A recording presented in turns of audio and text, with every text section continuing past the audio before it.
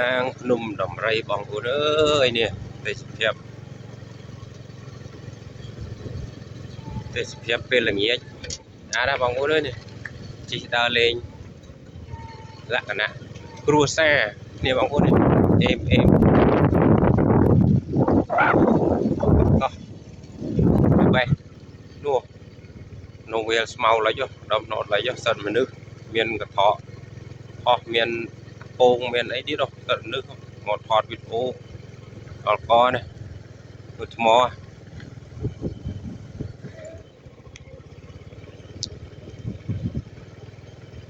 យើងហួងអស់ហើយគេវាយថ្មប្រជាពលរដ្ឋវាយនេះបងប្អូននេះមកដល់ពីខាងកើតឈៀងខាងជើងហ្នឹងនេះ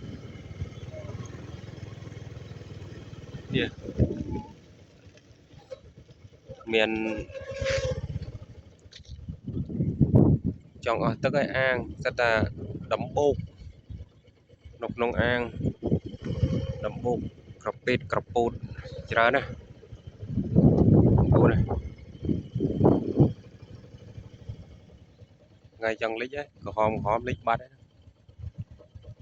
ហើយជាប់ជើងភ្នំហ្មងជាប់ជើងភ្នំដំរីភ្នំប៉ុណ្ណឹងបានហើយបងប្អូន7 2 នាទីបាយ